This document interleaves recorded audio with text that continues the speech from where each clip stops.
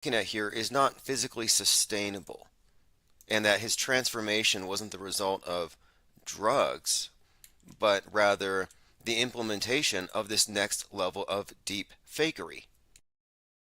We often talk about fakery here, like space is fake, if you didn't know, it's a cartoon.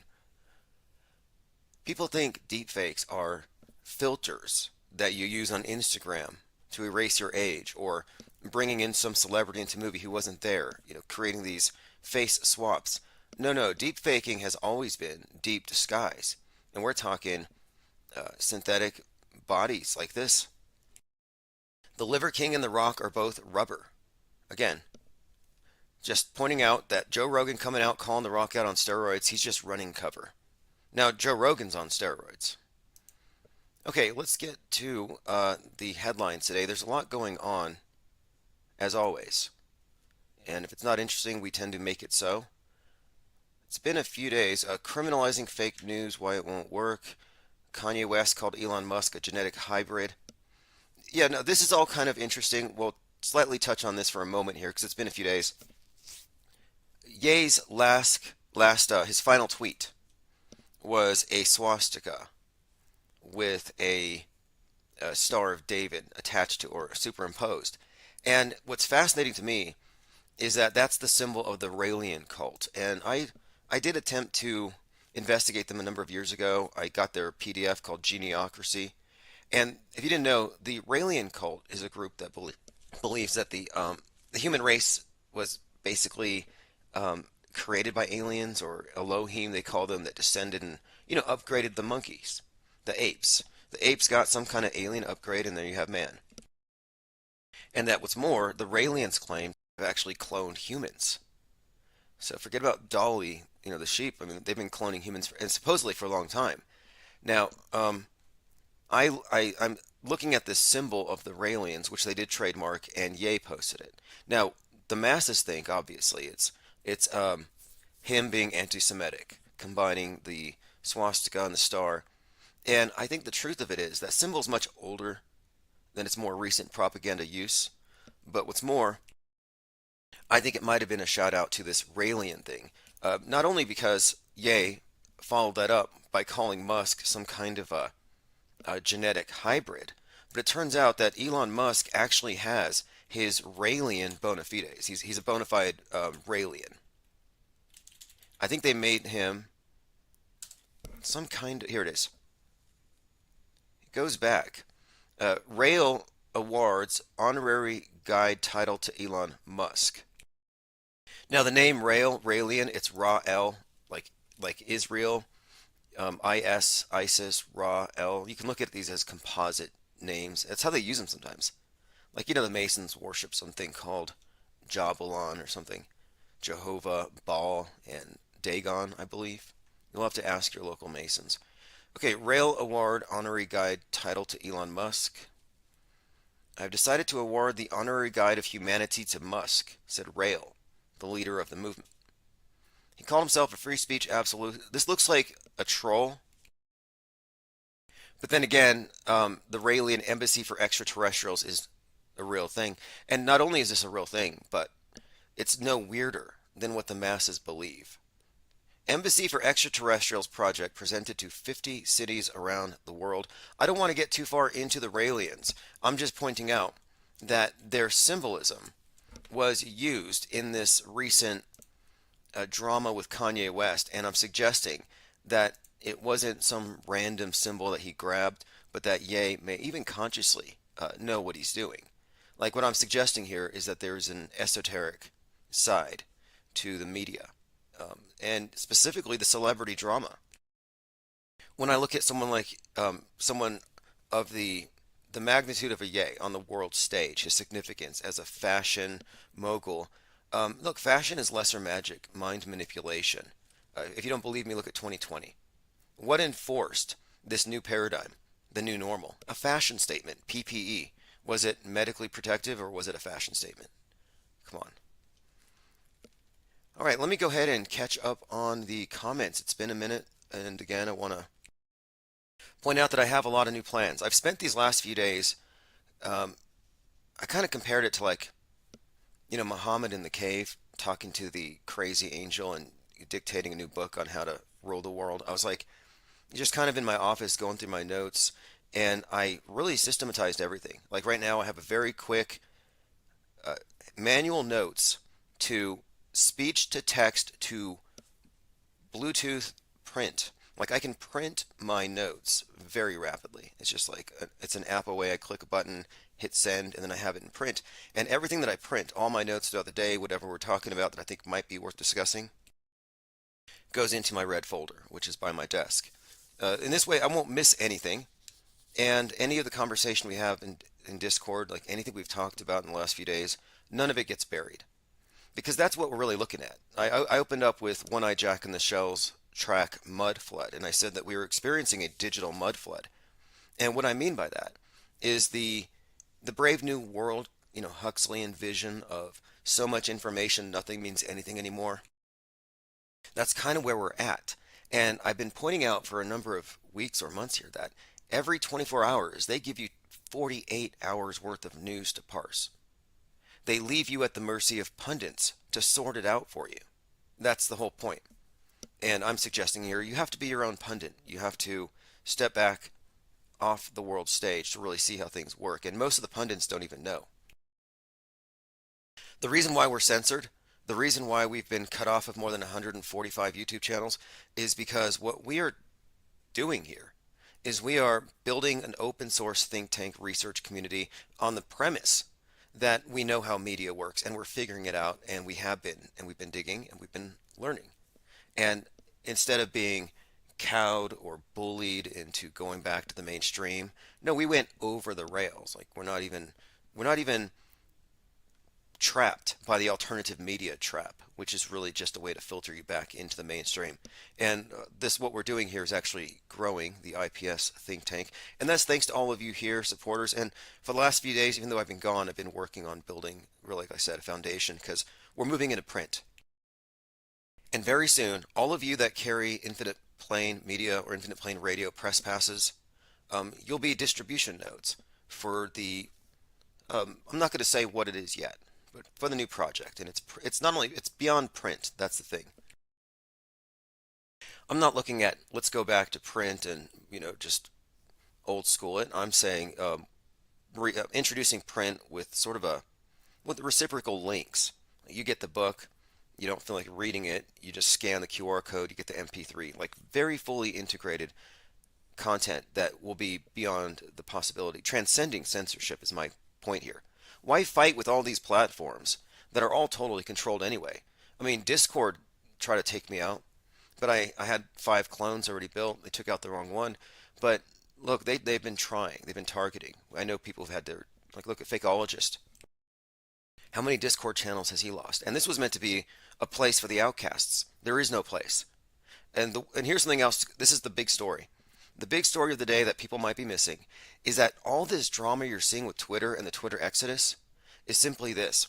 They're preparing the masses for an internet lockdown. They're going to go full-on infodemic on us and quarantine enforcement while they purify. And you will have to put your your internet mask on. You're going to have to put on some kind of a hate speech filter before you get back into the comments. That's what this is ultimately about. And the celebrities who are saying this is too much, we got to leave, they're quarantining. Remember how the 2020 PSYOP was 100% a celebrity-driven PSYOP. Who led the way? Tom Hanks? Various celebrities getting the sniffles, leading the way into quarantine. Look at me, I'm quarantining, virtue signaling. Well, every single one of these celebrities leaving Twitter is simply virtue signaling. It's like, you got to announce on Twitter that you're leaving Twitter? Okay. That's a statement as you leave. And again, these are celebrities, meaning what they're doing is not just mere drama. It's all strategic. It's all propaganda. Anyway, let me get back into the chat. Again, what has kept this channel afloat this whole time has been this commitment to maintaining the format of an open source think tank like we have. And we've seen it when real-time events break out and how rapidly we deconstruct stories. It's like watching a bunch of ants taking apart a dead grasshopper. It's like those stories don't stand a chance. We disarticulate them. We understand them. The Club Q shooting recently happened at midnight. We had already more or less deconstructed the narrative and the purpose by 3 a.m. Like I woke up, my auto hoax senses were tingling. I woke up and checked my phone. It's like Club Q. Okay, this is going to blame the right, specifically the QAnon fringe. Okay, it's an LGBT. Okay, I get it. It's going to tie into the drag queen storytime protests. And exactly. All right, joined by AA, Benton, Cubstar, Zinvilis, Osher6, Uncool Ben, Heidi, Belanger, thank you for joining. Your mama's here. Salty Siren says chest vest. Oh, yeah, Chet Hanks and his chest vest. He's got some cool tattoos on it. Less painful that way. Everything is just so fake. All right. Cubstar says skinny tramp in a muscle suit. Yeah, I'm not saying that The Rock is a beanpole. I'm just saying he's not as big as he looks. And they call him The Rock because everything they do is the opposite. Up is down, good is bad. They invert everything. So wouldn't it be such a huge joke that The Rock would be actually rubber? You know what I mean? Like how perfectly inverted is that? And that kind of makes me, there's something Kevin Hart said. I hate doing live research on the fly, but Kevin Hart said something kind of peculiar where he made some kind of a troll on The Rock. And I believed he said something about The Rock possibly even being made out of rubber. Oh, here it is. He asked if Dwayne The Rock's forehead was really prosthetic. Yeah, this is a very bizarre video. I'm not going to play it, but The Rock and Kevin Hart were making these jokes back and forth, and yeah, Kevin Hart suggested The Rock was prosthetic, and I'm suggesting his body's rubber. Same with the Liver King. All right, to continue. Yeah, the Liver King is Rubbermaid, and the Rock is, yeah, the guy's wearing a skin suit. I've seen examples. I don't want to search it right now on the fly, but you can look. You want to look good on Saturday night, and you want to have a body like The Rock, you just got to order it from Amazon. Or you want to look like any female, you can order the right chest pieces, or any in between. It's like we're Mr. Potato Head world now. Just get the parts you want, put it on. Truth Hurts 21 says these people take it to the extreme are promoted to mock animal-based diets. I thought it might be some kind of a mockery. All of the people promoting the eat the raw meat are kind of, I don't know, they look like federal informants for the most part, or trolls, paid trolls. Like I considered a troll operation, and I can talk about it now since I'm not going to do it. It's not technically a spoiler. But I considered hiring a couple of actors to pose as breatharians, where for like 90 days they just eat, or rather imbibe the nutrients from the ether. And then for 30 days we follow them, or 90 days, and we just interview them every few days. And all they do is they breathe in the ether and they eat ions or something. I don't know what they do. They drink water here and there, but for the most part, they're self-contained and they meditate. But then at the end of the 70 or 80, 90-day period, I have them busted at a Burger King, like just eating Whoppers as a, Whopper, kind of an inside joke. But the whole thing would be, it'd just be a funny troll, and we'd get millions of followers, and obviously we'd all be driving Lambos. You can make big money in the hoax industrial complex. It's huge. The reason I won't do it is that in today's environment, so many people would actually copy them that people would be starving to death, and it'd be blamed on me. They'd be basically, it would be, yeah, it'd be the skeletons in the basements. They'd be like, yep. Infinite Plane Radio suggested you don't have to eat, and he's been interviewing these people. All right, let me continue. Travis Cloud says, Black Adam was okay. Rock's acting is so simple. He just has a bunch of one-liners and he makes a face. Yeah, I'm pretty sure they pay him, like it's in his contract, like every time he raises his eyebrow or something. It's always these signature cliche facial expressions and poses, and they're always trying to relive whatever made them cool. And it rots over time. It loses its impact. The last movie I saw with The Rock, I don't remember what it was called, but he was chasing Ryan Reynolds around.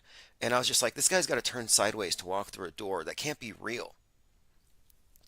AA says, Synthol's funny guys with huge, weird biceps from injecting oil. Okay, now Synthol was a thing, and is a thing, where you inject yourself with oil. Those guys didn't get the memo. You can wear your oil packets on the outside. I mean, you don't have, you can just, buy your little balloons full. I don't know what these rubber suits are. I've never, like, I'm pretty sure The Rock feels like real muscle. But I think these things, I don't think it's just pure rubber. I think there's some kind of inside squeezy material. We ought to send an infinite plane radio reporter to one of the, or just crowdsource one of these bodysuits, have them tested out. All right, continuing. Didn't I see Elon is a Raelian? Yes, he could be. And what Ye had said was that he suspected that Ye was I'm sorry, that Elon was one of 10 or 20 clones of himself.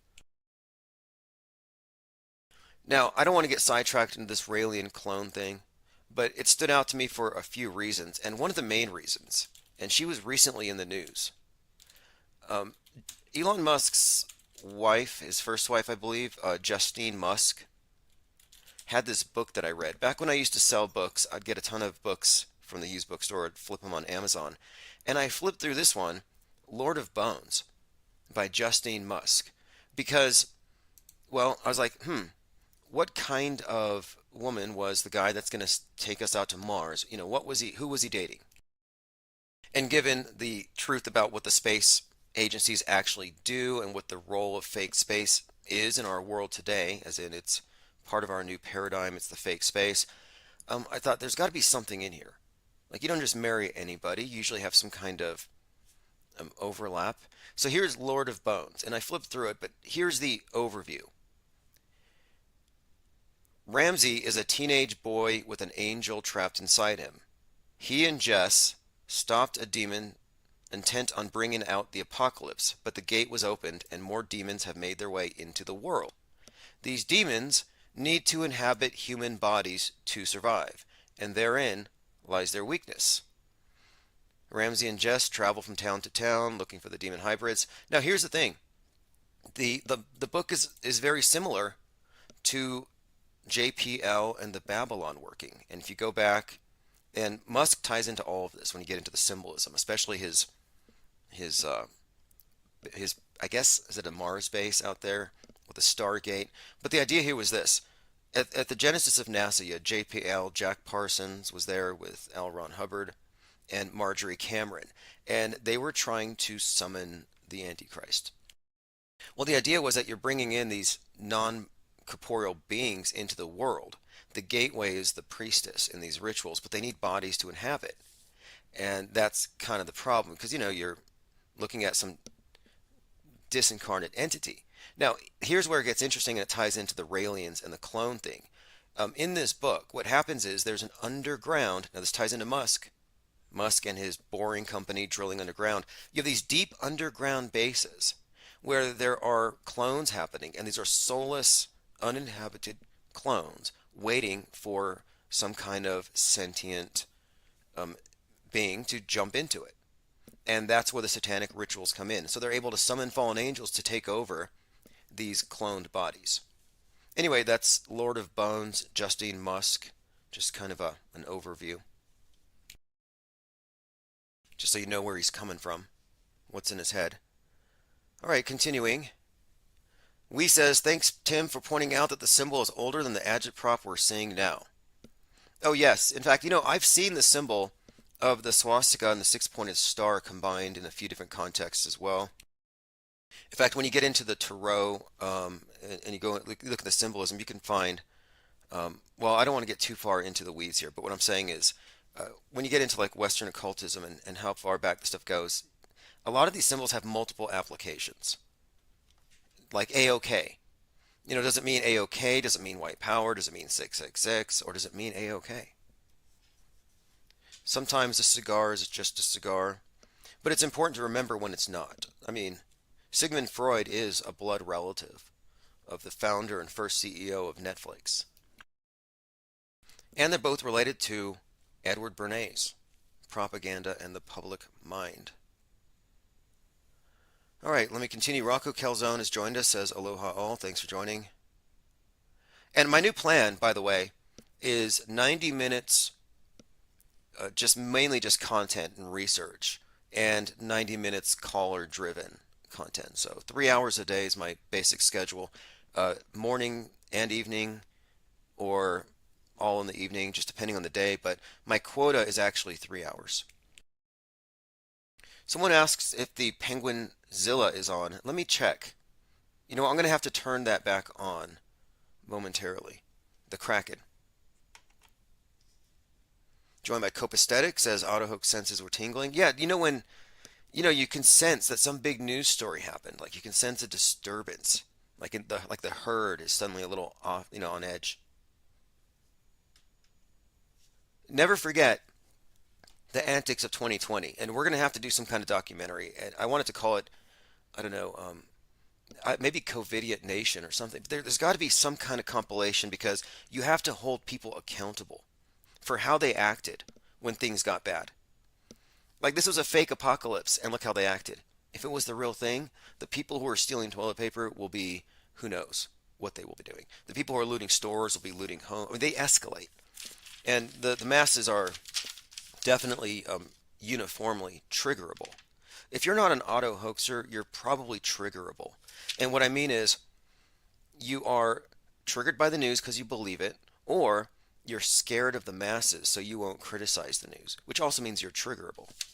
If you don't care about what the masses say because you care about the truth, and you're not triggered by the news because you know it's fake and you have to analyze it first, yeah, then I would say you've more or less you've ascended. Welcome to the club. Not that it's all ascended. What I'm saying is you stepped off of their edifice of lies. It's like leaving a cult, and it's not easy to do. But I do have a bit of practical experience in cult deprogramming, mainly myself. I mean, I joined one of the biggest cults in the world, the military, and there is quite a lot that can be said for the usefulness for fascism and teamwork and that kind of groupthink programming. But what the media is doing is, I think, is they're turning the masses into religious fundamentalists. And I am not part of their religion. I'm like stepping outside of it. And it's definitely, if you ask me, the case that 2020 was all about this mind war. Like for example, the old religions. And look at the screen. If you're looking at the screen, this is just showing you how the old religions and the new religions or the new religion are the same. Here you have Elon Musk with an image of his starship, and it says Ark of Space. Starship taking beings of Earth to Mars. And of course, they're taking two of each animal because I guess Elon Musk believes that these animals are binary. And it's an interesting picture anyway. You'll notice that there are like New World Order police keeping the mobs away because they got to get the animals in there first. Can't have all those people. I'm just pointing this out because this Noah's Ark scenario has been reintroduced with global warming. Well, they had to reintroduce sin and evil, and they do have modern counterparts. Now, to get the people to accept the premise of sin, they have to believe in God and punishment, but they've eradicated that, so they've replaced it. I'm saying the new concept, of course, is the invisible killer, one that you can be saved from preemptively, and those who are saved and those who are unsaved are then harshly divided because you have one group that rejects salvation, and this invisible killer is, I believe, sin reintroduced. I think the virus is a construct, as far as the pandemic goes, used for the most part to replace sin and give the new priesthood the same level of controls they had over superstitious believers in these old world controlling paradigms. And this is just a new one. I think this war is mostly mental. That's why you're not actually tripping over bodies anywhere. All right, going through some comments. Dimitri says, are the arms real? Has he ever flexed in a movie? Yeah, I would like to see The Rock flex in a movie because I don't think those arms are real. For the longest time, I thought the guy was injected with synthol. In fact, back in 2020, I remember thinking, yeah, this guy's got to be on synthol. Just imagine him sitting there and his assistants are around with these like big syringes, just pumping him full of whatever they put in there, Crisco. But no, he wears it on the outside. Wears it on the outside. By the way, we're going to do some more etymology. Tim Truth called in a little over a week ago, and we talked about the word syringe, how it comes from syrinx, the pan flute. again, Pan, god of the panic. Think Pan, pandemic, panic, and very interesting line of inquiry there. But a few nights ago in the Discord server, Lean Dion pointed out that this could be an explanation for all those twerking nurses. Do you remember those videos when we were trying to figure out what's with all these empty hospitals, but then these nurses are just having a field day, twerking, pole dancing on the IV poles? I assumed that the pharmacies were open or something, and they had no patients, nothing to deal with. But no, these were actually globally coordinated dance routines and dance contests everywhere. Now I think I know why. Because, for example, do you remember the blinding lights challenge? And I don't want to go through and play any. I actually do want to create a separate compilation of all of the dancing nurse videos. There's got to be a documentary on this. But my thinking is there were some points where we thought this is very hive-mindy. They're all wearing this PPE, can't see their faces, they're moving and dancing like zombies. And it's all being globally orchestrated, like the blinding lights challenge, all these nurses. What's going on here? Now, here's where it ties in. You have Pan, the pan flute, the syrinx, the syringe, the pandemic, the lockdowns. It looks to me like what we're actually seeing with the nurses is, and this is what Lean Dion pointed out, these are the nymphs dancing with the satyr. Pan has his dancing nurses, you could say. It's fertility. It's basically, yeah, it's the extremes, the extreme representation of male fertility. This horned god with the pipes, and then you have the goddesses running around that he's chasing them around. Yeah, the dancing nurses were probably the counterpart and part of this role that they weren't even aware of. All right, let us continue going through comments. We says, do you remember Fredericks of Hollywood? Fake calves, fake booty, fake. Interesting. You know what? I wouldn't be surprised if there are bodybuilders out there that have like rubber calves. Because that's like a genetic thing. You can do whatever you want physically to your body, inject whatever, but like Arnold Schwarzenegger, I remember reading about how his calves were disproportionately small. And I'm thinking, I've heard about like calf injections and stuff, but I could see, just like wearing like a calf sock, but it's flesh colored. Super easy. All right, let us continue going through your comments, see if I've missed anything. Cat Bunny Buffalo is here. How durable would a muscle suit be? Is he bigger now compared to his pro wrestling days? Now, if you're talking about the rubber, the Rock. Yeah, I would say that he's like twice as big. I was like, what happened? He hits middle age and he blows up. Like he got bigger than before. Like he leveled up. Like how does that happen? It's usually the reverse. And I think he is definitely using some top secret fake body stuff. How would you know? Like, is there some kind of goggles, you could see if there's any sort of heat signature in a room and the Rock is like not there. Maybe that would show it. Okay, let me continue going through again. I want to make sure I don't miss anybody here. Okay, I've caught up. Excellent. Phones are going to be open now or later, doesn't matter. Like I said, we have a quota now. 3 solid hours a day. I want 90 minutes to be caller driven because our think tank has always been that. It's been about the human intel, the pool. The thousands of eyeballs, thousands of pairs of ears. Watching the world go by and helping us build a composite that you wouldn't get otherwise. This picture's too big to be seen with, one person. I remember somewhere reading, I think it was something else Crowley had said about flies. There's a couple of enigmatic quotes I need to dig up about Crowley. One of them is about etymology, which he says is the most important grimoire. Alan Moore mentioned that, a book of the origin of words. But there was a statement he made about flies, about how we are like a fly on a painting, and that from our perspective, we have no concept of what the bigger reality is. I don't necessarily agree with that. I guess. I'm a human, not a fly, but my point of it is this picture that we're seeing is so compartmentalized that one person can't see it. You have people all the way up the pyramid who can't see the big picture. You got to be at the capstone. And what we've been doing here from the very beginning has been recognizing these insights and implementing, or rather including them in our bigger picture worldview. If you don't know about the existence of crisis actors, you're just not in reality. Your reality's been augmented. And I'm not a reality denialist. I experience the same one you do, but the difference is I don't accept any augmentations that can't be verified. I don't have any superstitions. And many of the things people think are real are superstitions, like Bigfoot and the ISS.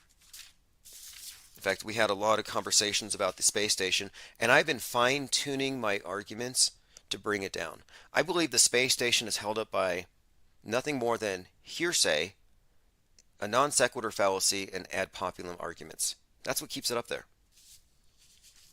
That's all. Okay, going through my notes here. Now, here's something else I wanted to get back into. The flat earth topic. That topic proved that there's an immune system in the media, that it will react and it will close up any kind of hemorrhaging about any potentially damaging information, even if it means destroying entire platforms like YouTube, for example. YouTube was destroyed to stop flat earthers from talking.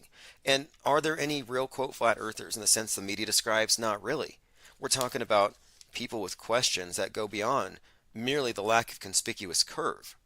We're asking for answers, and we've pointed out the liars, and they want you to focus on, oh, prove they're lying, prove they're lying. But you could spend years trying to prove that they're lying.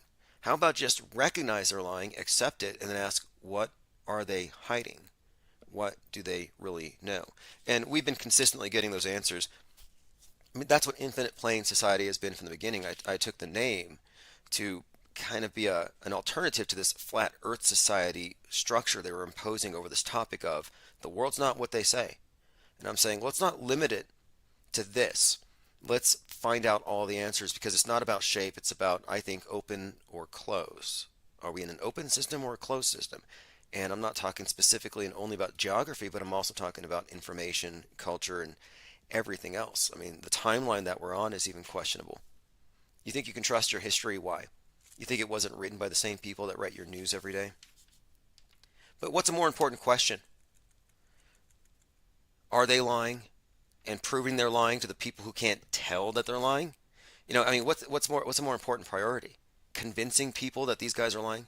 Or, again, asking, well, what's behind these lies? And that's kind of where my focus is.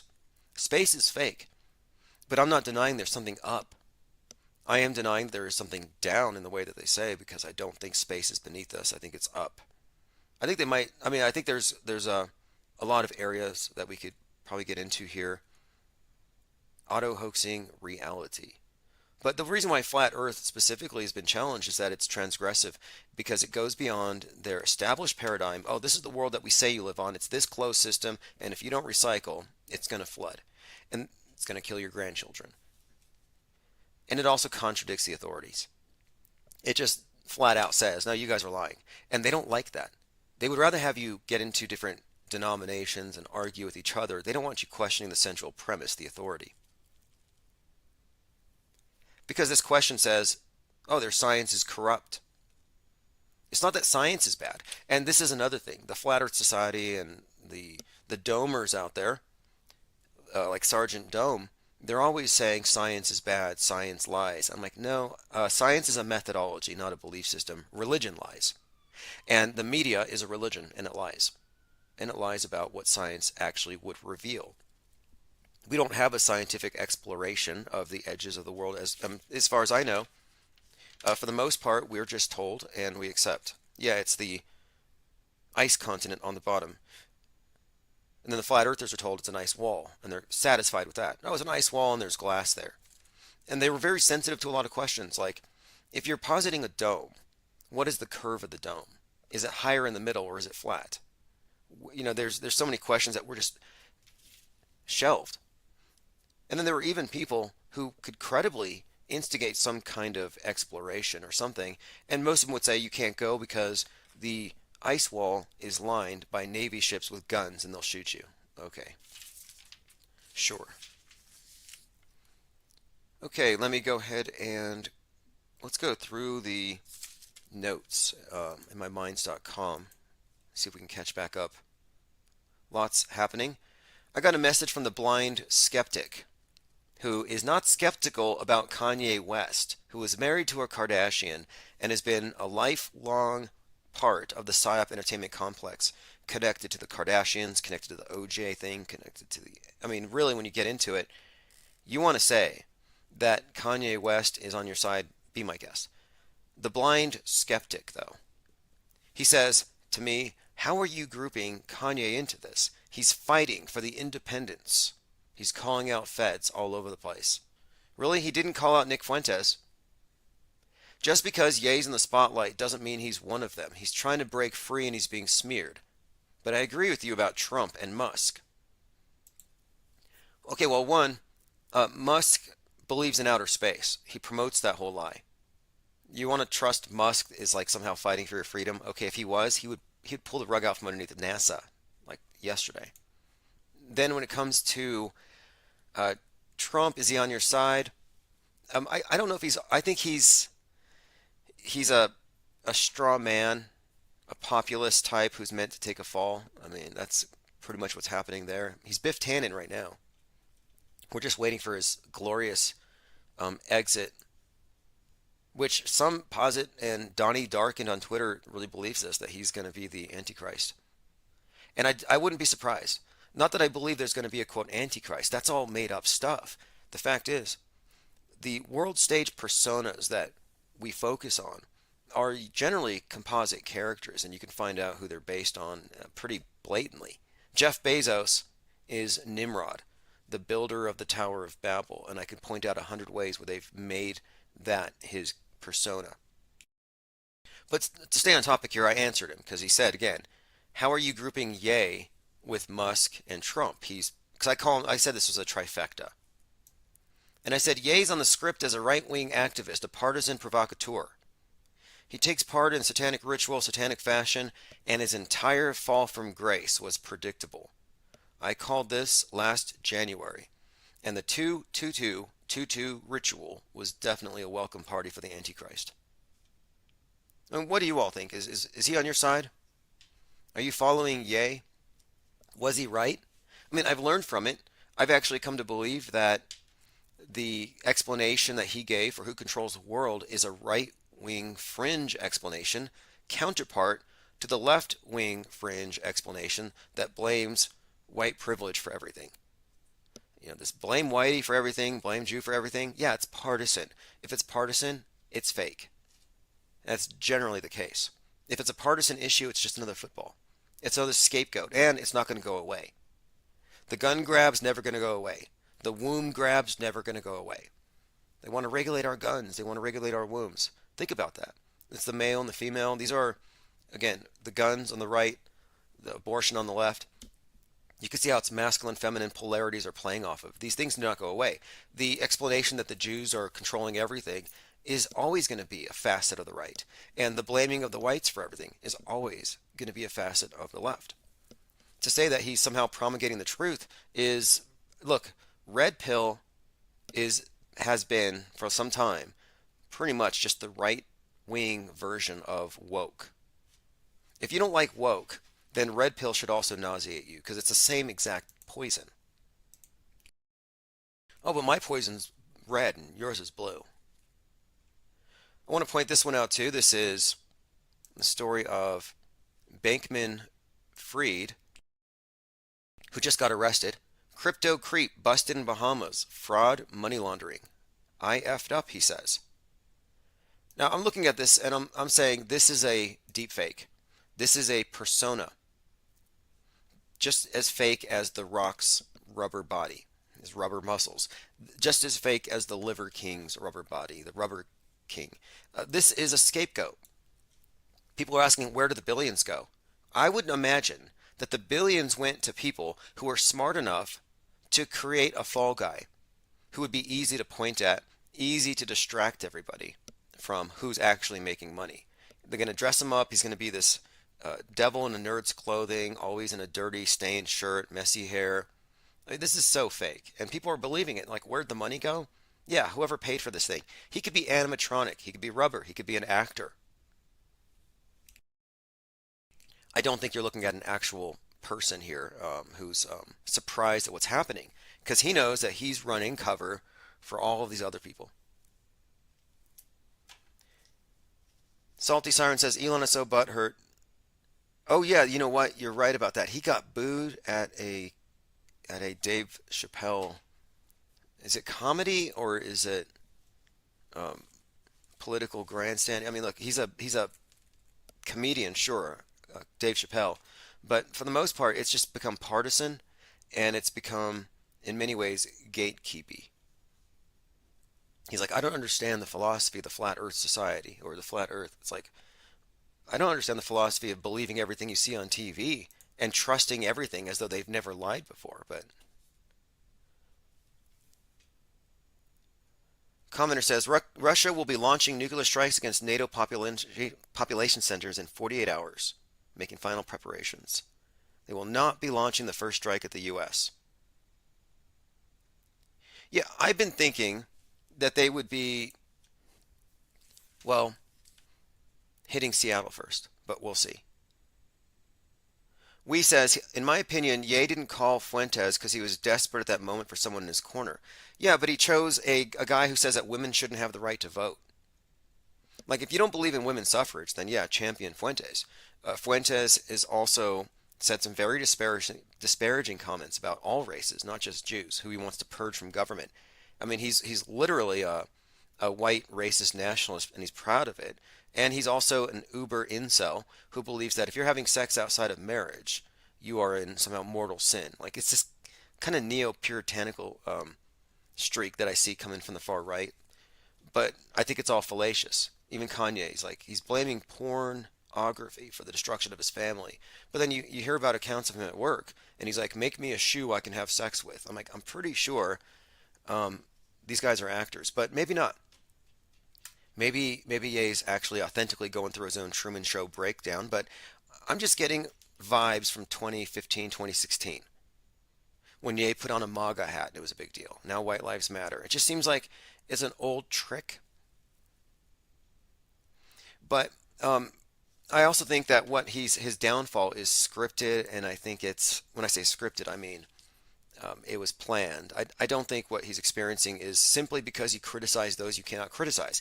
I think if Ye had said similar things about any group, he'd be hitting the same exact kind of barriers. You know, it's interesting to watch though. But I'm saying that I called it in January that Kanye West's downfall is going to coincide with the nuking of the West, which is about to happen. It's all symbolic. You're looking at the debased West, the Antichrist West, and then you have the Russia threat now with the nukes, and they're saying that the American West cannot be exporting its evils everywhere, and they're going to put us back in our place. And Ye epitomizes what the West is about. It's, you know, the Kardashian lifestyle, this idol worship, and I think that his downfall is symbolic of the downfall of the West, thus the name.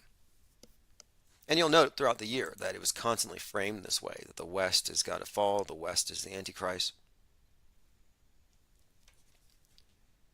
Now, as far as Ye hanging out with white nationalist types, it was all, I believe, to platform that kind of stuff on Twitter with Musk's help. And the reason why, and this is the point of the PSYOP, what is the purpose? Why am I saying that Ye is a provocateur for the right? Look, the fact that he tried to buy Parler, which they're not selling to him anymore, he was going to buy Parler. Well, Parler's CEO is the husband of Candace Owen, the 33-year-old that did the White Lives Matter thing with him, right-wing provocateur. He's being fed lines by the right, and here's why, in my opinion. They want to make the case to the masses that social media needs to be locked down. They're preparing for a quarantine because of, quote, hate. A little while ago, I was talking about how they reintroduced sin through the virus. Original sin, carbon footprint. Well, evil. Evil's been reintroduced, and evil is, of course, hate. And like hate crimes, different from regular crimes. This has been something they've inserted into. And look, most hate crimes are fake. But what they're trying to introduce, I think, is a secular replacement for evil, and they've succeeded. And what they're going to do, this is what I expect is going to happen, and I actually predicted this a little while ago. I think some kind of Club Q-like event's going to happen, and it's going to be blamed on Kanye and Musk. That's why you have all these celebrities who are leaving Twitter now. They're going to say, hey, I'm not part of it. We left. We saw this coming. We're being set up for a huge I told you so. Now, again, Fuentes, if you can look past his hardline ethnic nationalism, you do have to consider that he does believe that women ought to be broodmares for the state and that they shouldn't be working and they should not vote. Like, I'm surprised that more people on the right don't have a problem with that. I think he called Marjorie Taylor Greene a ridiculous girl boss. I mean, that's their attitude. Okay, let me continue here. I was looking at these Nreal AR glasses, these smart glasses. Incredible. You can walk around with your screens over your eyes now. It's the inverse of They Live. You know, the movie starring Roddy Piper, where you have these lenses on that let you see through the matrix. They kind of brought this back with that movie Free Guy. But the idea is, of course, that until you have these on, you can't see things as they are. In the real world, it's kind of the inverse. You got to take the lenses off to see things because they're putting us into this thing pretty overtly. But I'm looking at this, and it's these little black screens that go over your eyes, and we're just talking about smart glasses, augmented reality. You can watch things, you can stream, you can play games. So you could be looking someone in the eyes, and they're probably doing a first-person shooter or something. But my point of it is this hoodwinking. If you don't know what a hoodwink is, it's the wool. It's the wool hood that goes over your head or the head of the candidate who's being initiated into the Freemasonic cult. And this is consistent with all of the cults. They all do this. They put the wool over your eyes. We all, look, the masses who don't know the news is fake have wool over their eyes. They've been hoodwinked.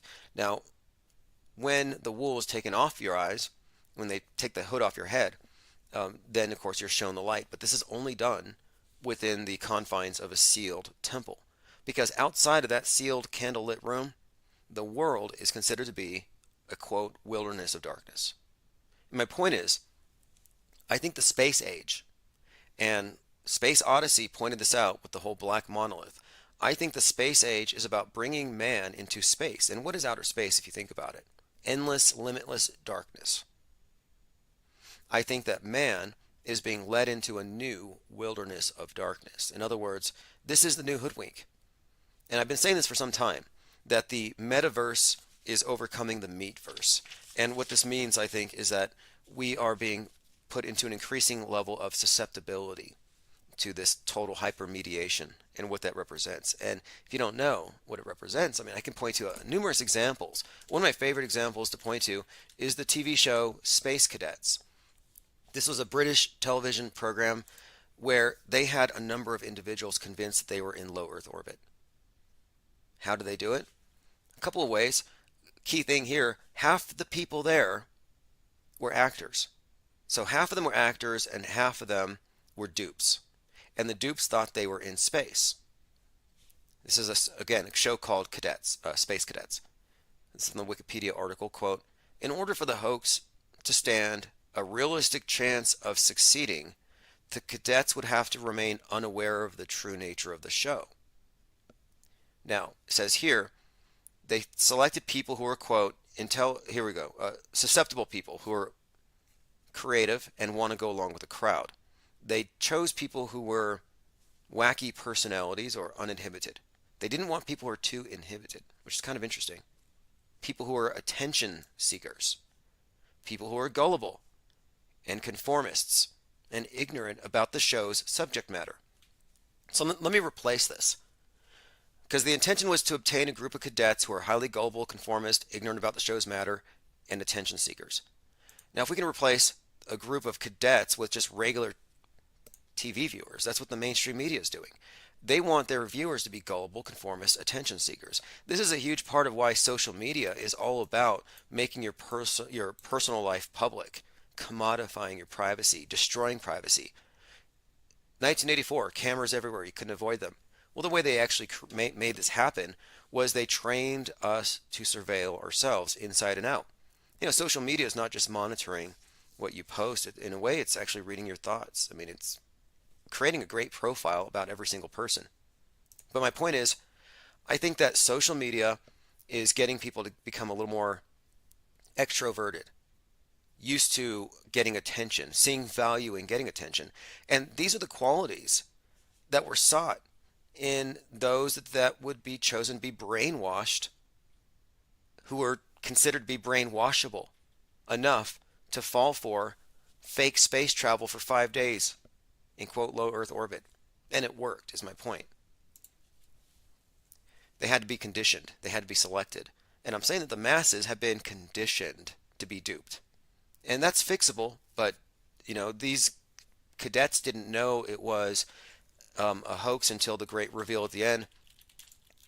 And there's something else about this show I want to also point out.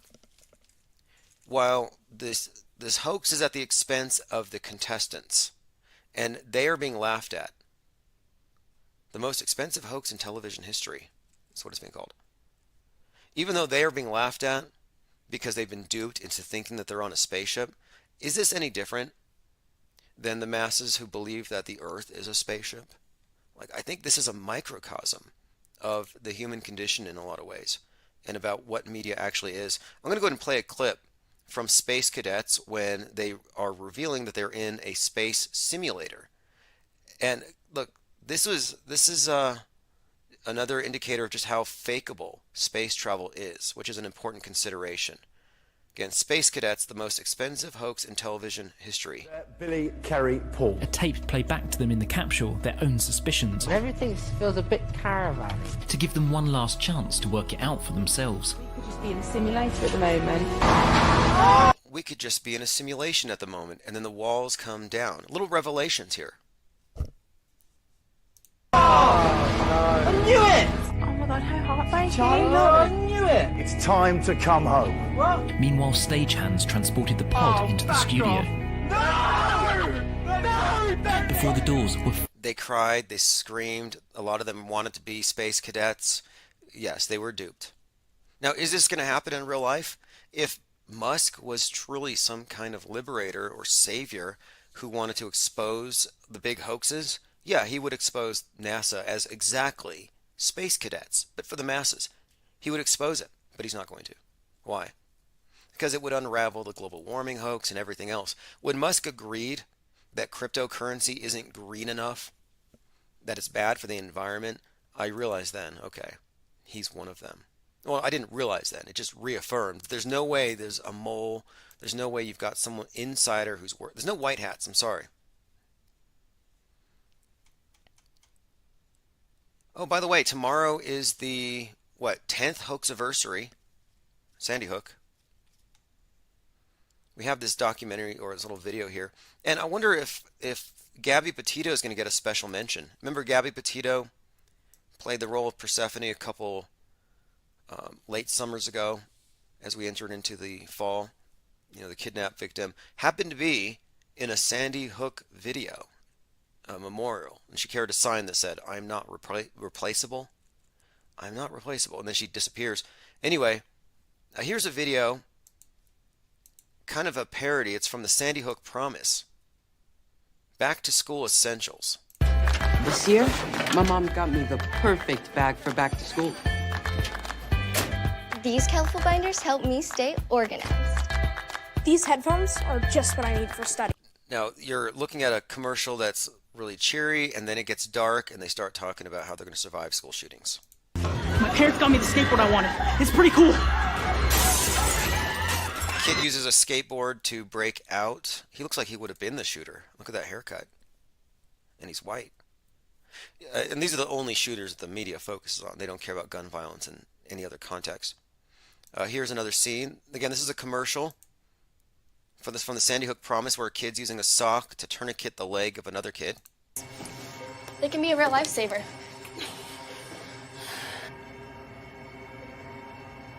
Here's a girl in the bathroom texting, "I love you, Mom," before the shooter comes in and gets her.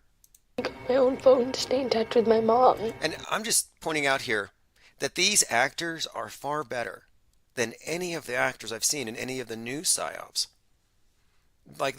It must be a shallow recruiting pool. Like they've got to recruit the kids of intelligence agents or something. Like there's got to be a reason why they're not drawing real talent like this. Anyway, it's back to school time, and you know what that means. Get your Kevlar backpacks. Now, let me point out one other thing here. This is very important here because many people here have dealt with this, where someone will say to you, "How dare you, the victims? How dare you, my dead children?" I want to point this out. The people who would shame you into not telling the truth are on the wrong side of history. You might as well just call them child abusers. What I mean by that is, if you are not standing by those of us who are deconstructing the Psywar, I mean, we're conscientious objectors here. Most people are not even aware there is a Psywar to object to it. So they're by default, they're in support of it. And if you're in support of the Psywar, if you're trying to stop anybody from exposing it, you're actually enabling it. You are enabling the myth of the mass shooter that's being used to systematically traumatize every single student in every school room, everywhere. We're talking about universal, ubiquitous MK Ultra mind control programming going on for 20 years, trauma-induced mind control reinforced by the media, all part of the Psywar. And I'm not a part of it. And I call out the Sandy Hookers because, yeah, they're basically enabling and facilitating and justifying the mass traumatization of the youth of America and probably the world. And I'm just saying, yeah, I don't support that. And if you support these crisis actors, you do. David Hogg is a terrorist. In a very real way, he's a Psywar operative and a terrorist. Forget crisis actor. He's a terrorist. In fact, there's a pretty good meme. I think you have to search auto hoax. I think you just search auto hoax and then you search images. I'm pretty sure one of the first memes that pops up, created by MVP, the hardware vandal, there it is. It's David Hogg with a gun to the head of a baby. Now, that's funny. You know, it's a meme. And what I mean is it's satire because it does contain a grain of truth here. He is literally holding a gun to the head of every kid in this country. He's justified it. He is a terrorist. And he most likely played Adam Lanza. Auto hoaxers do have the moral high ground, just reminding you. I've been following up on this January 6th thing. There's some kind of move very soon to try to arrest Trump. Better do it soon while people still care about him, before they all hang up their MAGA flags. January 6th examines Trump's 187 minutes. I was talking about, in the Discord server, about the numerology and how it tells you what the story is. You have markers. 187, homicide. It was all over this 1-6 thing from the beginning. And a lot of this tells you it wasn't spontaneous. It was meant to go down that way. Although MTG, Marjorie Taylor Greene, recently got into a bit of heat. And I don't know if she's going to be investigated for this, but she was at a MAGA rally or MAGA friendly political event, and she said if she had organized it and she had planned it, they would have been armed and they would have won, is what she said. But again, 187 minutes, just kind of pointing out that he's guilty of killing or the murders, the deaths of the cops that didn't happen. January 6th was a guided tour. And for saying this, I lost monetization on DLive because it's obviously run by commies, but it's all good. We're still there because there are people who are on DLive, like Diana South. Diana South says, without knowing, most people keep these lies alive. Yes. You know, what I was talking about earlier is the ISS. Like, you ever been at a concert and someone throws a beach ball and it just stays up the whole night? That's the ISS. And what keeps ISS up? Faulty eyewitness testimony, hearsay, non sequitur, logical fallacies, and ad populum arguments. That's it. The blind belief in hearsay keeps the ISS up. If people stop propping it up there, going with the default, it would fall. And I plan to bring it down without referencing any video clips. Without having to reference any video clip or GIF or image, I think it's entirely possible to bring the ISS down in the minds of the believers, once they realize it's an artificial construct. January 6th was a guided tour, though. Lots of theater, and I was thinking about the flagpole violence, because I was watching some of the footage. You know, people are swinging flagpoles, and it looks really violent and scary, but so do concerts. where people are moshing or pushing against each other, nobody really gets hurt. Astro World, nobody died, nobody cried. That was fake. My point is, what you saw at the 1/6 thing was mostly drama. And the reason why they were swinging the flagpoles is it looks very violent. It looked like Braveheart with these screaming patriots with their horns. They look like Vikings and they're swinging these flags. And it reminded me of martial arts, like in Kung Fu with the bow staff, sparring. It looked like sparring, and it's eminently fakeable. But my point is this. Nobody died on January 6th except for one person. Not Ashley Babbitt. There's a documentary that proves that Ashley Babbitt didn't die. There are multiple jump cuts. And if you're not an editor, you may not know what that is. And look, you have to almost think like a video editor to deconstruct news these days to find the continuity errors and flaws. But jump cuts shouldn't be there. But they are there, as are the actors and the feds and everything else. Ashley Babbitt didn't die, but the only person that did die, in my opinion, I don't know this for sure, was the woman with the "Don't Tread on Me" flag that got trampled to death. I'm willing to suspend disbelief in that one case. She's got a "Don't Tread on Me" flag, and unfortunately, they just trampled over her. Sounds believable. Of course, I'm being sarcastic. Nobody died. Nobody cried. But I give credit where due. I did see a kind of I guess it was a tearful face at Club Q. But it looked like method acting. I could see him thinking about losing a puppy or something. But he was also plucking at his eyelid with his finger. Like, if I was an acting coach for crisis actors, I think I could outperform a lot of whoever's guiding them these days. I almost don't want to give away some of the ways I've come up with to make it look like somebody's been crying. Like, there's this sunscreen I know of that if you put it on your eyelids, you will look like you've been crying. You will actually have tears. You can take a big bong rip of some skunk weed. I mean, there's a lot of things you could do to come out looking puffy-eyed and sad. I've been doing a lot of reviews on the side here. I'm preparing some. I've been watching things. I got Netflix, and I don't know how I got Netflix. It's like every month, it's either Netflix or HBO. I get an email. I'm like, oh, we billed your account. Well, I got e-grappled by Netflix the other night. And so apparently you're signed up for life. I thought I remembered at some point years ago getting a free trial, but you can never let it go. It probably gets passed on to your kids. They're going to be billed for your Netflix.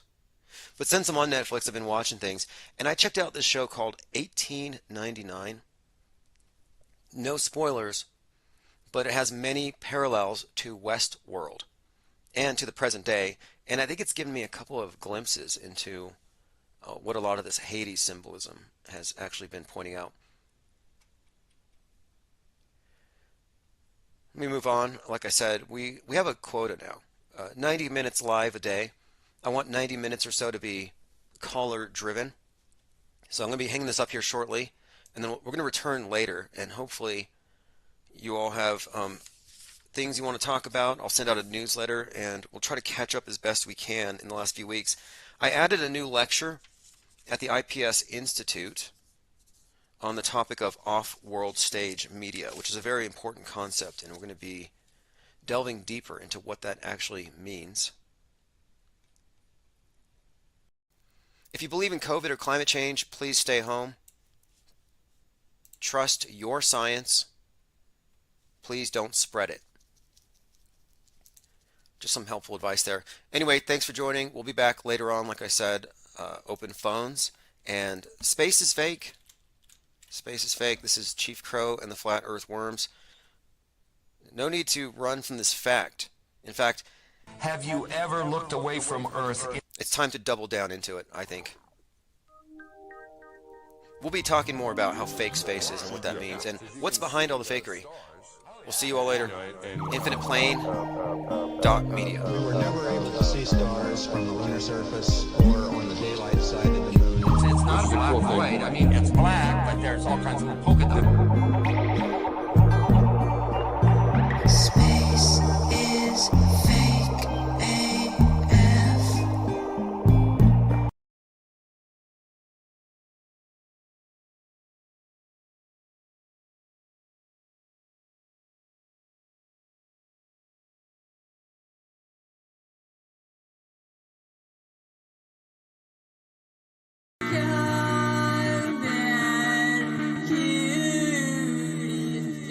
smoke screen.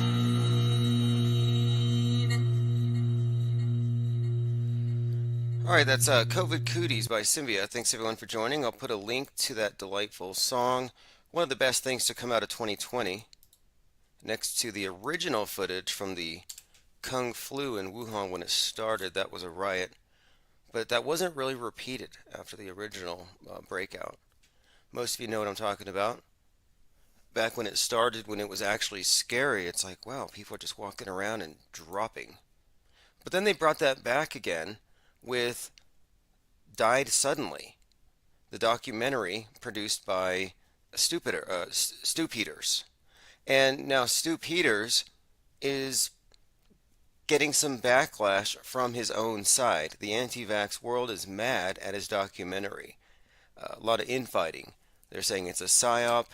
And I didn't realize it, but he's the one who put out the documentary video called, I should use the word documentary a little more precisely, this sensationalist nonsense he put out called Watch the Water, about how there was snake venom in all of the pokies.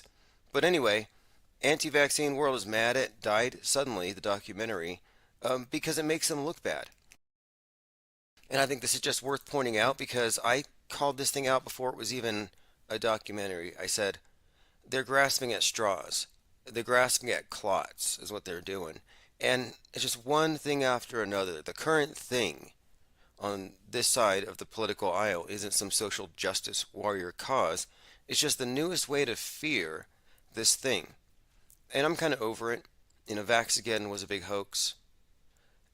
And most of you here know my view on it. But my point here is that not only was the documentary just pure sensationalism, but many of the people in the video just dropping dead like they caught the Kung Flu, who were ascribed to have died from, their deaths were ascribed to clots.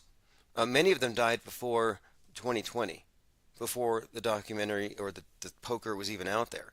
In other words, there was no due diligence in any of his research here. And this has, of course, been the result of people suggesting that he's just a misinformation super spreader. Here's what one person said: this film taints and tarnishes important information by covering it in a lot of garbage. And this actually sounds like controlled opposition, which is what they are accusing him of. I mean, it's almost cliche. Everybody who doesn't agree with me is controlled opposition. But in this case, they may have a point. Because if they did have a point, they don't anymore. Here's what the author said about it. He said, the opening credits of the film are seeded with references to other conspiracy theories like Bigfoot and UFOs, the Loch Ness Monster. What does this have to do with exactly? Anyway, just pointing this out, it's an update here. It looks like Stu Peters was a plant all along. And I'm not sure, I had to double check this, but I thought he had his origin as a rapper. Salty Siren says, I'm so over it. Oh yeah, look, I was over it back in March of 2020 when I initially realized what it actually was. I said, okay, this is the modern replacement for the archaic concept of sin. They've just reintroduced it, and they have salvation, and this is going to divide society purposefully into saved and unsaved. The division is purposeful. It was not meant to be a uniting event, and it's ongoing. Okay, let us go ahead and continue. I want to go through my notes. A lot of this stuff might come up as random, but some of the stuff is just like, here's something intriguing, I think. James Cameron has a new movie out, a new Avatar film. And, of course, it's being talked about because of its visuals, which I'm going to go check it out and see. It looks like a lot of blue, a lot of water. I'm sure that it's loaded with symbolism. But remember, James Cameron was the director of Terminator 2. And Terminator 2 is chock full of 9/11 predictive programming. And the basic story about the Terminator going after JC. It's Satan and Jesus Christ. It's the sun setting personified, where the sun dies as the darkness kills it. The darkness is set, or the Terminator line. Anyway, this is James Cameron's work. Like all the other major Metascriptors, his work has predictive programming and all of the usual Mystery Babylon symbolism, ritualistically described or played out through the protagonist and the antagonist. Anyway, Here he is on 9/11 at the site of a movie he's doing, a documentary about the Titanic. I'm talking about James Cameron on 9/11/2001. He's in a submarine doing a documentary about the Titanic. Now, how does this connect? Well, quite simply, in addition to 9/11 predictive programming, Terminator 2 has the nuking of Seattle, which is very significant. We're talking about Pacific coast. Well, the Titanic, as I've talked about pretty much all year, is another symbol for it's a monument to man's hubris, like the Tower of Babel, too big to fail. The Titanic is the West. The iceberg is climate change we're all ignoring, and it's going to sink the unsinkable ship. The Titanic is just this way of describing the way the West has been treating the world, unlimited resources, and of course, this is just their narrative. And James Cameron plays into all of this. Now, what I'm thinking here is he's in a submarine hanging out at a Titanic when 9/11 happens. And the next 9/11, and he'd be among those in the know considering his work already has featured predictive programming. The next 9/11 event, all signs indicate Seattle getting nuked, and submarines figure very prominently in this. As we've talked about, Hunt for Red October, much of the buildup has been for a submarine and Seattle. And here he is in a submarine on 9/11.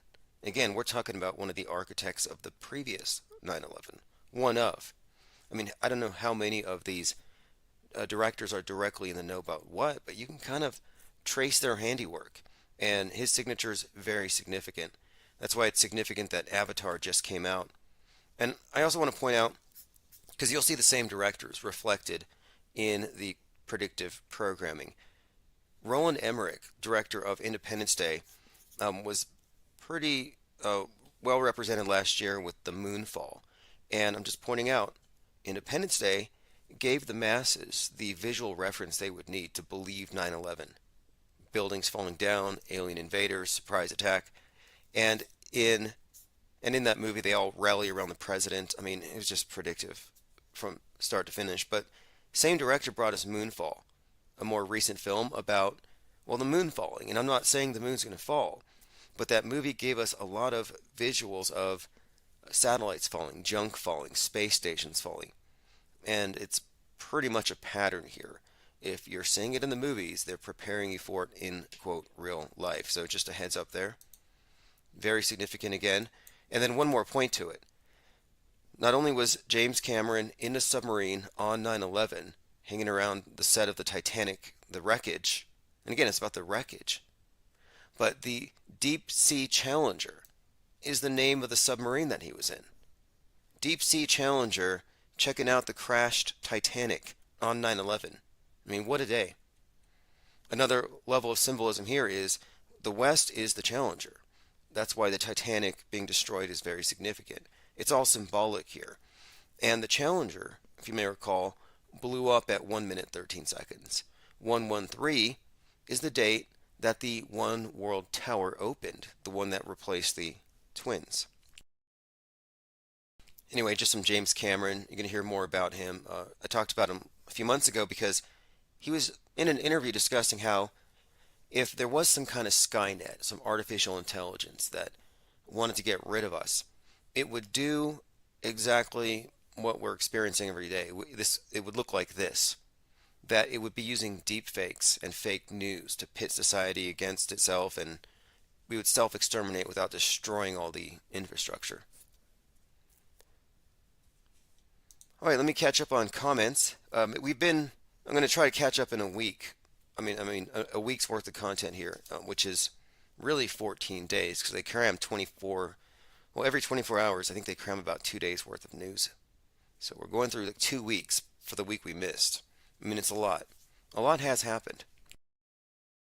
But I haven't missed anything. I've been very busy working on publications. The Infinite Plane Society Institute for Advanced Media Deconstruction is where we're systematizing a lot of our information. Not just specific events that we've deconstructed, but the methodology, how we arrive at these conclusions, why we approach mass media the way that we do. I'm putting it into a Teachables online course. And I've been putting some work into some of this because I think it's important that we have Really, what I think we need is something very condensed, like a mass deprogramming guide. You have your idea of your regularly scheduled programming, and this is your regularly scheduled deprogramming. But my take on it is that what has happened is the world has been convinced, and this has been the work of movie magic and TV and government psyops going back generations, but they've been convinced that their television screen is a window to the world, and they respond as though it is that. And I'm saying no, that that window is actually a filter. And this filter, treated as a window, is a weak spot. You could say it's a blind spot in how we process and take in information. It's almost like not being able to recognize lies or logical fallacies. And it's very important to be able to recognize these things to not fall for, superstition and mind control. But as you no doubt are well aware, most of society falls for superstition, mind control, fear of the flooding brought about by the wrathful globe. I mean, even today, I think there were some freeways being shut down by environmentalists lying on the road. I mean, look, they're biodegradable. Just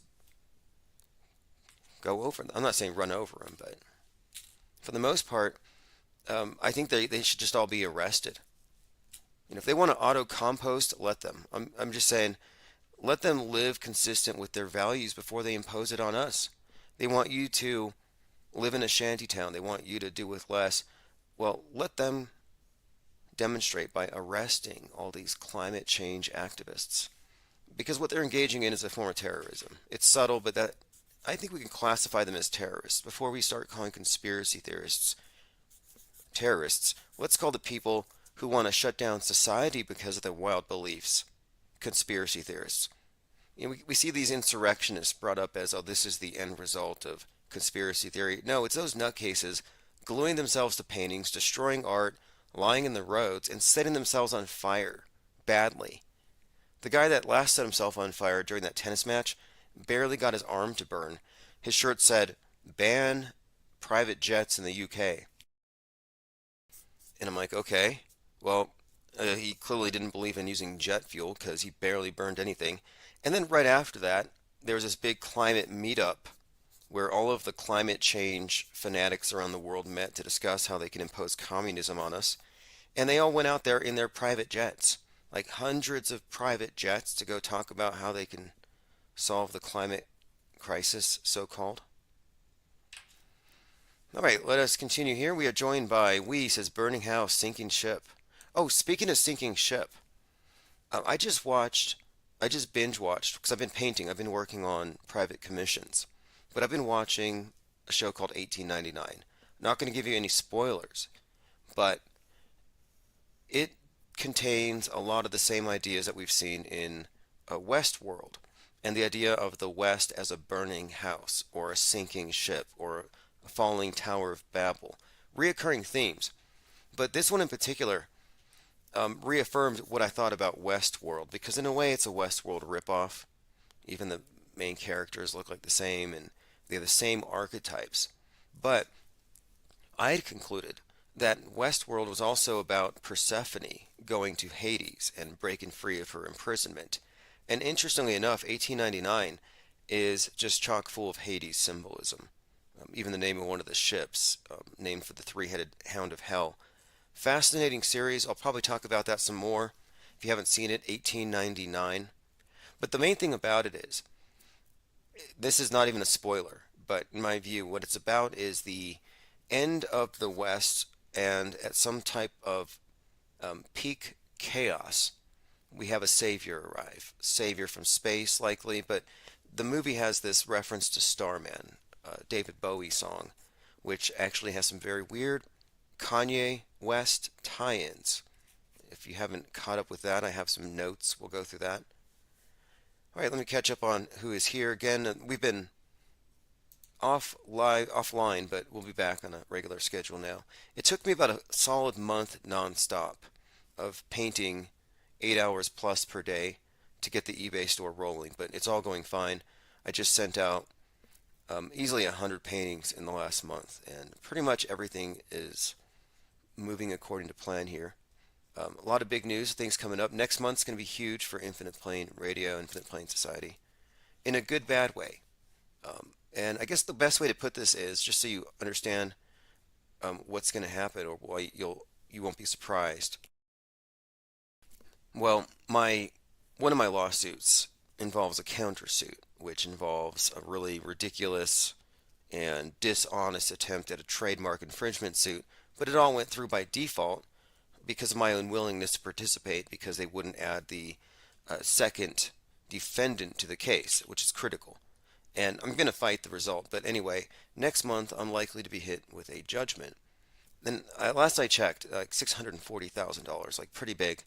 And it sounds egregious, it sounds insane, but I'm telling you it's a good thing. And the reason why, as you'll see in the coming months, is this channel, what we do here, it's worse than a Trojan horse. Like, this is a gigantic can of worms. And what we are doing is stealing the fires of Olympus, if you think about it. Exposing how mass media operates, like how it operates at levels beyond your teleprompter reading level of news media. The people higher up in charge of perception management, psychological operations, concurrent programming that coincide with the political agendas of the day. Most people in media aren't aware of how controlled it actually is, and we are. And not only are we sharing this information, but we're using it in order to understand how media works at a very high level. And I think what we're doing is very important because most people are visually illiterate and they can't tell the difference between real and fake, and something of a dark age. It's like a religion that blinkers someone's sense of reality, but you wouldn't know it's a religion because it looks high tech, because instead of a Bible you have some sort of visor wrapped around your head. Alright, let me go ahead and continue through your comments. Project Honda Rod has joined us. Brought a couple of penguins. Good to see you. Diana South says, it's totally a CIA name, laughing at those who believe him. Oh, Stu Peters. I think so too. That's a world stage name. I brought one up earlier. John von Neumann coined the term technological singularity. And again, new man, transhumanism. I mean, all these world stage names they give away something here. That you would have to be into Shakespeare. You'd have to really be into these types of high-level puns and double entendres to really get it. But the world stage drama is replete with clues and hints and inside jokes. And we're inside on the inside jokes. And that's what I mean by what we're doing here is that, yeah, we're more informed than the masses who are merely misinformed. And there's a difference between being uninformed, misinformed, and of course what we are, which is informed. Ignoring the news doesn't protect you from the effects of the lemmings. And I know lemmings marching off cliffs is just like a cartoon thing, but space is a cartoon and everybody believes in that. Alright, joined by Thinks He's a Penguin 101, Tyrone McCloskey says, next 9/11 will be earthquake that takes out symbolic sites, and then the theories are rolled out, underground nukes, never-ending tension and debate. Interesting.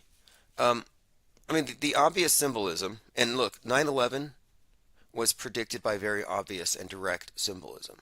The obvious stuff says Pacific West Coast, Seattle gets the nuke, Space Needle falls, and some kind of, and this is probably connected with some kind of civil unrest. Like, the story looks like this: civil unrest, and then Putin drops a nuke, Satan 2 or whatever.